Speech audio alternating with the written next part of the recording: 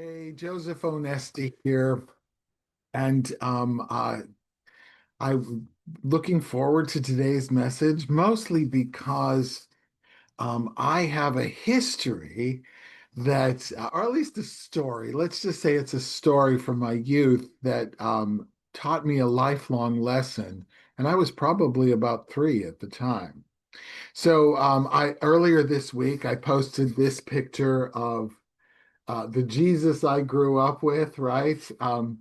And so, and my statement was is that my Jesus is brown. Now, that's actually uh, a learned experience. Jesus has been lots of colors since I was a kid. That scruffy Jesus tramping around Galilee that I used to imagine. I loved him as a child. And later in the 80s, when evangelical Christians sort of took over, and this is the unique political statement I'm going to make right now is in the 1980s, the religious right sort of took over, and Jesus became this product of evangelical Christianity where he was white. In fact, he was even blonde. He had blow-dried hair, and I'm sorry to laugh, but that wasn't Jesus. And then later, when I became more familiar with people from the Middle East, uh, I realized I, it's like unless Jesus was like Roman, and he wasn't, he was brown.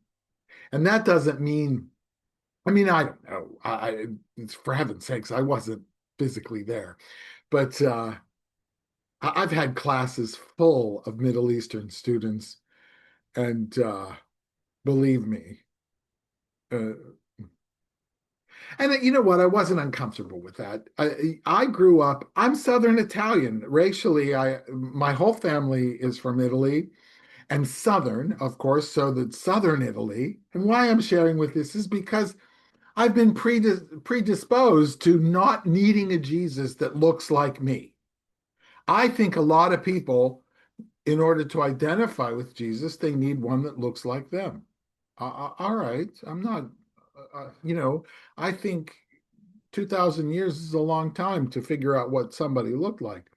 But half of my family, I mean, my family went the spectrum from pretty white, I mean, look at me, to pretty swarthy, olive skin, dark hair, beard, stubble that never seems to go away, not even out of choice. I mean, it's just always there. And so I've always been comfortable around shades of humanity.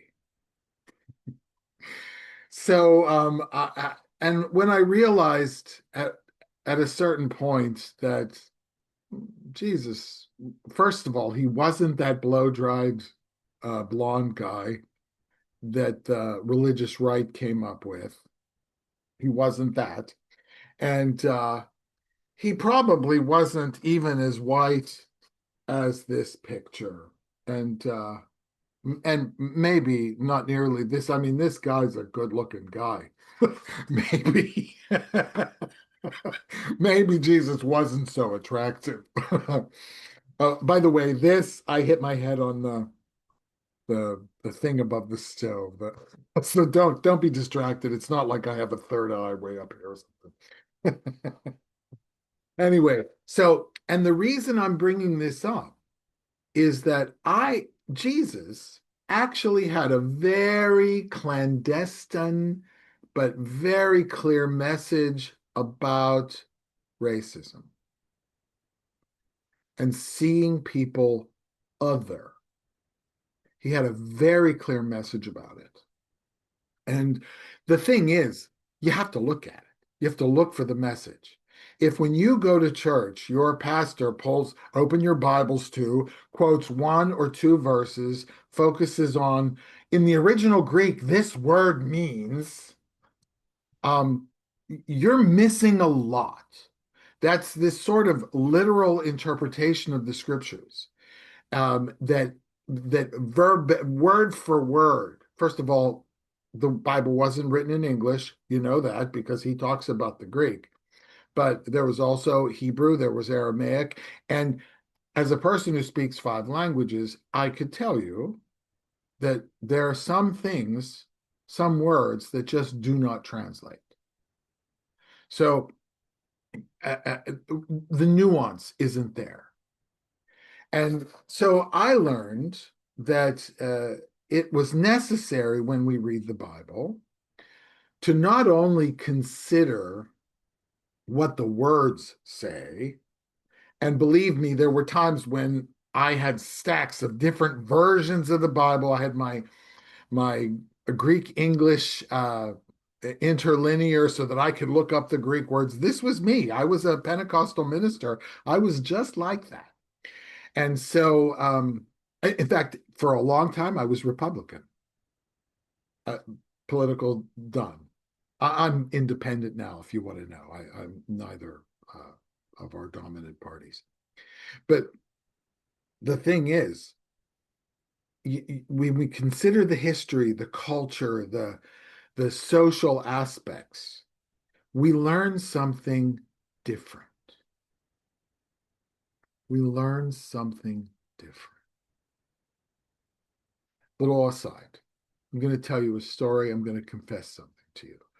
I remember the first time I saw a real Black person. I was probably three, 1963, 64. I was born in 61, so I was about three. I mean, I know I could talk, right? And so we're at the grocery store. I'm sitting in the cart, my legs are through those holes where your mom pushes. And my mom's looking at the meat counter, and there was a lady there who was Black, and she was looking at the meat counter too. And I'd never seen a Black person before. I grew up playing with my cousins. I mean, I had shades of gray, and I would say shades of gray, right? Because black and white television, everything was shades of gray. So shades of gray, but I'd never seen anybody that dark because I played with my cousins. And so I asked her. I mean, the only thing I could think of is that what happened to her? You know, my gosh, is she sick? This is because it was unusual for me. And you know what? When I lived in Japan, sometimes little Japanese kids just wanted to touch us to see if we were real. Or they didn't really say it like that, but they would be very, very curious. And so, you could speak a little Japanese. You could have a conversation with a kid. And anyway, so it's normal. I see somebody who's different from me. It makes me curious. It doesn't repel me. It makes me curious. So I get excited. It's like, oh, look, here's a person. I taught English as a second language for 30 years. I love learning about new people, new cultures. I'm kind of running out of them, but the smaller the culture, the less example I have. But the point is, Jesus, and this is the point, Jesus spoke culturally very clearly about how we are all one, even if they're not like us. Two examples.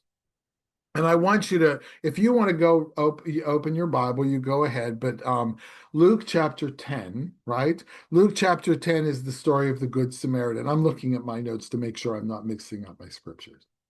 Luke chapter 10 is the story of the Good Samaritan. Now, if you know about Samaritans and how Jewish people, the main body of Jewish people, thought about Samaritans, and this goes way back, way back. Those people aren't really Jewish. And they didn't mix. They didn't talk to each other. They didn't mix. Those people were other. So Jesus tells the story about the Good Samaritan. And it's interesting because he makes it very clear there's this guy beaten up by the side of the road, and he sends two very religious Jewish people who know about hospitality, who know what their religious obligations are, and they walk right by him. I didn't notice. The third guy, of course, the third one has to be the right one, right?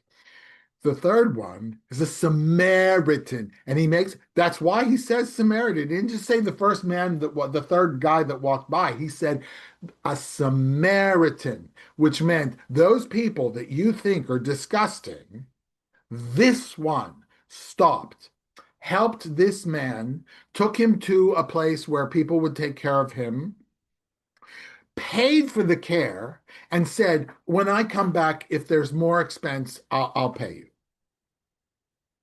Total stranger. And Jesus asked, which one? Which one? It was the right one. Which one was the best one? And it was a Samaritan. So I want you to imagine the people hearing this parable going, really? Oh, I'm afraid of those people. I'm afraid. Oh no, they're not like us. They're criminals. They don't have the right religion. They don't have whatever it is. Jesus made it clear. And do you know? He believed it. What he said, he believed. And how do we know that? John chapter 4. The middle of the day, when all the Jewish women have already come and gotten their water from the well, there was a woman getting water. She was the only one there, and she was a Samaritan. Why was she there by herself? Because they wouldn't have let her. I mean, for heaven's sakes, in the United States, we had separate water fountains. To wonder they didn't back then say, no, no. They just said, you can't be here with us. At least they could have the same well. Think about it.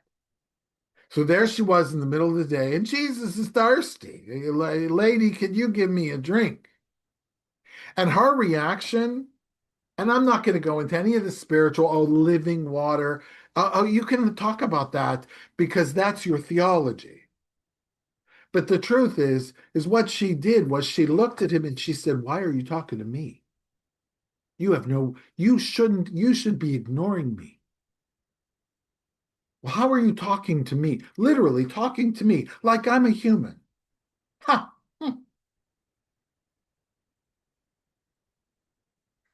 Made and it made it into the Bible. After all of that, it made it into the Bible. And so for me, the big message is, at least and I will tell you, I know a lot of Jewish people. I'm not saying Jews are more prejudiced. Pay attention to me.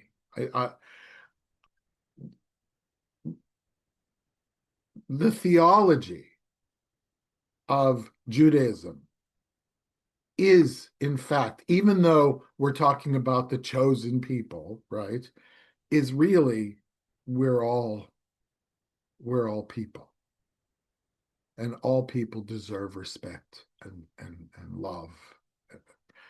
But it's even clearer, at least in these two examples in the New Testament. Jesus was no racist.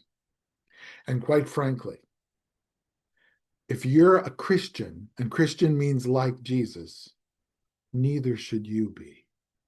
So if you're racist, if you believe that, for example, something stupid, like, and I'm saying stupid, like black people are taking over the country and replacing white people, you're a racist.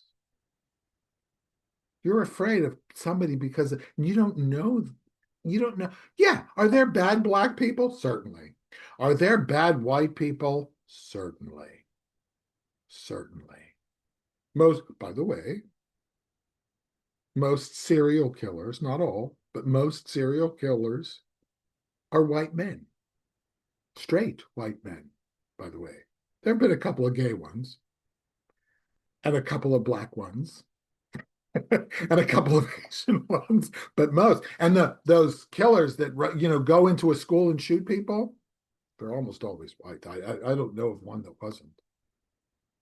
So who's the dangerous? If we're going to make racial slurs on people, it sounds to me like the white people are pretty dangerous.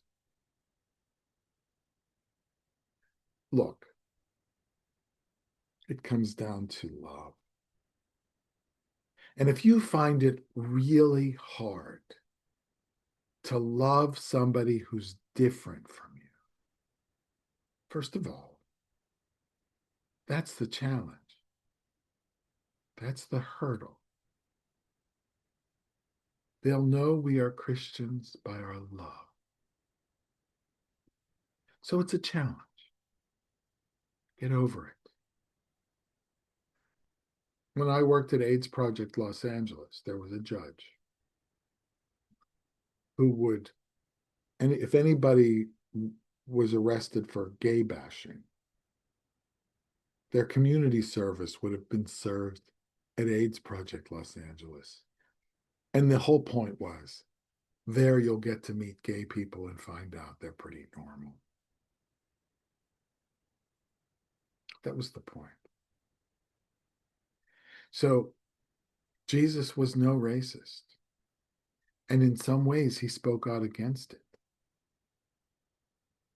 Not because he was brown, because that was the dominant color. He was part of the dominant society. But he was a Samaritan ally. Mm-hmm. And he spoke up. Don't forget. Oh, he glued the ear back onto a Roman soldier. Yeah. So no, none of this. None of this. See you next Sunday.